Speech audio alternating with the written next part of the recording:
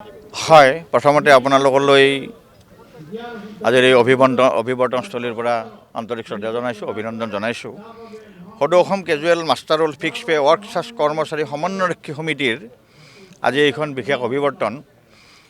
আৰু এই অভিৱৰ্তনখনৰ লগত জড়িত বিভিন্ন বিষয় হ'ল যে আপোনালোকে জানিব আমাৰ প্ৰায় 13,000 এই পৰ্যায়ৰ কৰ্মচাৰীৰ আমি ৰাজ্য চৰকাৰৰ অইন কৰ্মচাৰীবিলাকৰ লগত তেখেতসকলৰ মানে যথেষ্ট প্ৰভেদবিলাকৰ ক্ষেত্ৰত আমি নিয়মীয়া চাকৰি কৰা মানুহবিলাকে যিবোৰ চৰকাৰৰ পৰা সুবিধাবোৰ লাভ কৰোঁ, গ্ৰহণ কৰোঁ, তাৰ পৰা তেখেতসকলে বঞ্চিত হৈ আছে। আৰু এই বঞ্চিতকৰণৰ যিটো বিষয়, এই বঞ্চিতকৰণত নিশ্চিতভাৱে আমাৰ চৰকাৰৰ পক্ষলৈকে আমাৰ আবেদন যাব আজিৰ অভিৱৰ্তনত যে এই বিষয়কেইটা মুখ্যতঃ আমাৰ তেখেতসকলৰ এই যিখিনি চাকৰি, তেখেতসকলক আমাৰ দৰমহা আয়োগৰ প্ৰতিবেদন অনুযায়ী বেতন দিয়া হয়, কিন্তু তেখেতসকলৰ চাকৰিটো ৰেগুলাৰ নহয়, নিয়মীয়া নহয়। গতিকে তেখেতসকলৰ চাকৰিটো আমাৰ চৰকাৰে নিয়মীয়া কৰি দিব লাগে।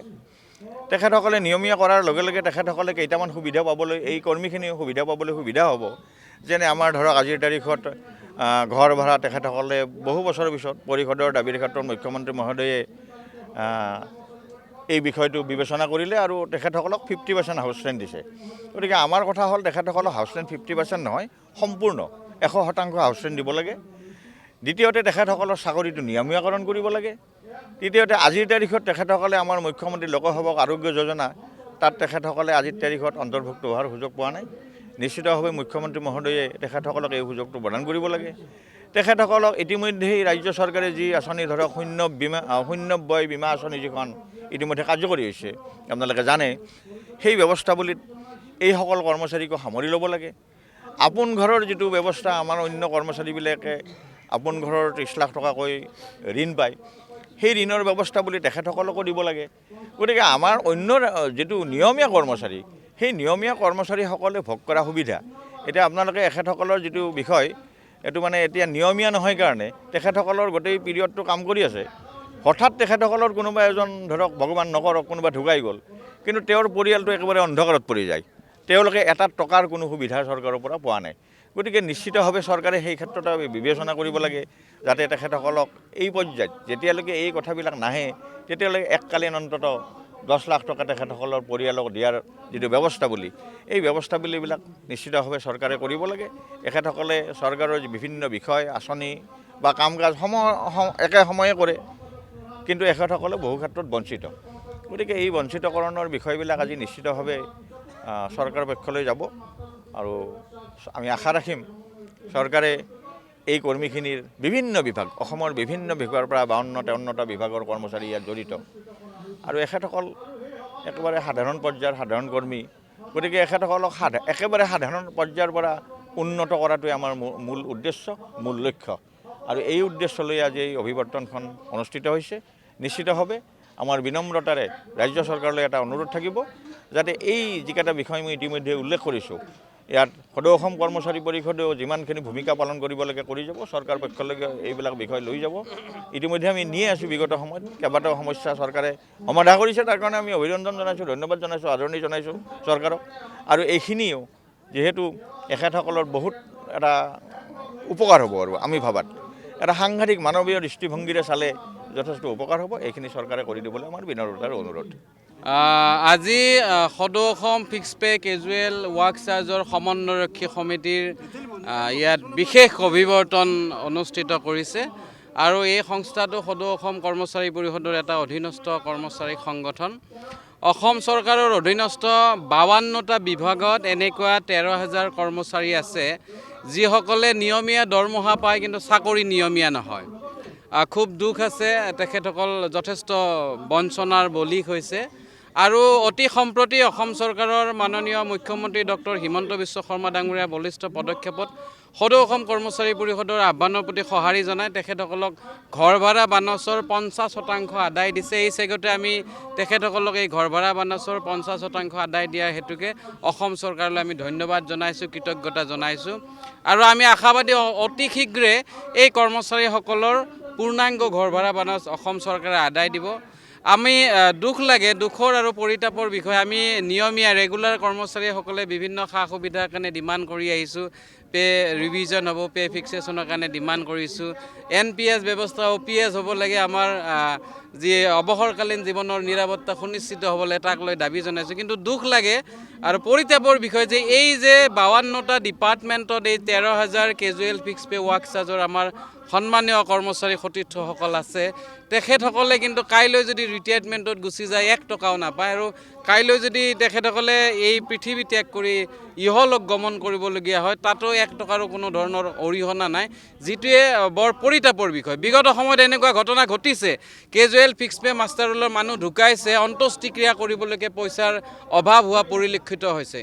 গতিকে এই যি ব্যৱস্থা, এই ব্যৱস্থাবোৰ হ'ব লাগে। আজিৰ এখেতসকলে আয়োজন কৰা এই বিশেষ অভিৱৰ্তনৰ উদ্দেশ্য দুটা। প্ৰথম উদ্দেশ্যটো হৈছে যে অসম চৰকাৰে তেখেতসকলক ঘৰ ভাড়া বানচ 50% আদায় দিছে। কৃতজ্ঞতা জনোৱাৰ বাবে অসম চৰকাৰৰ মুখ্যমন্ত্ৰী মহোদয়কে কেইবাগৰাকীও মন্ত্ৰীক তেখেতসকলে আমন্ত্ৰণ জনোৱা বুলি কৈছে। তেখেতসকলে কৃতজ্ঞতা জনোৱাৰ বাবে ইয়াত সমবেত হৈছে।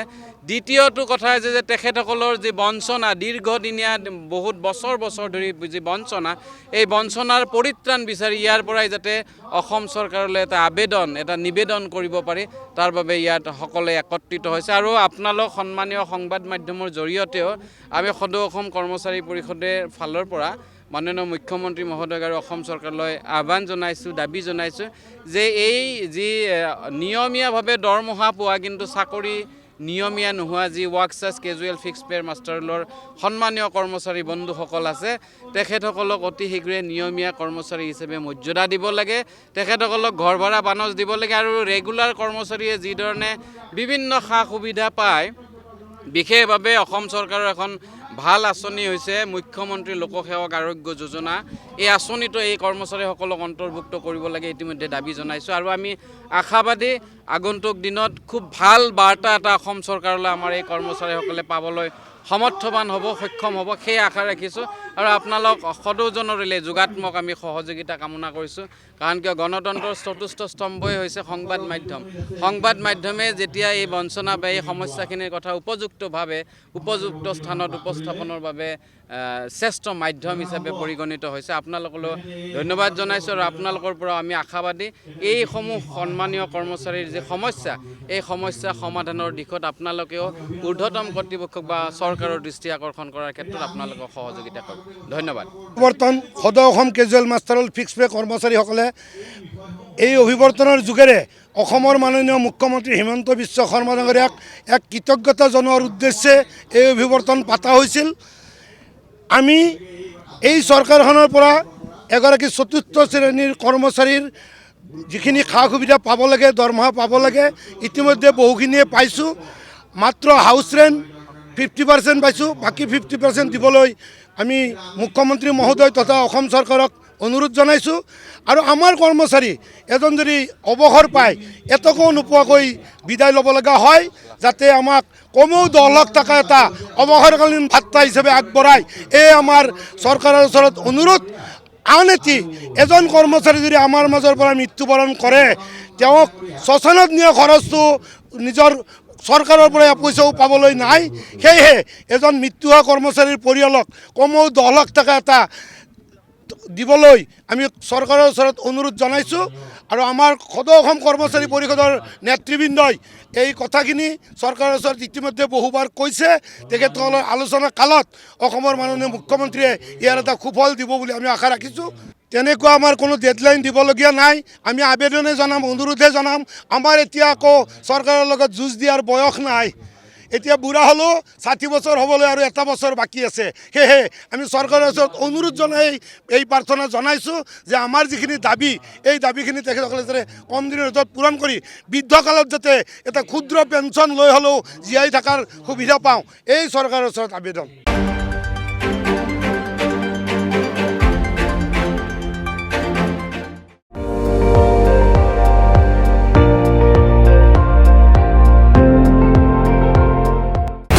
আপুনি চাই আছে ND24, সৰ্বশ্ৰেষ্ঠ নহয় সৰ্বোত্তমৰ দৌৰত।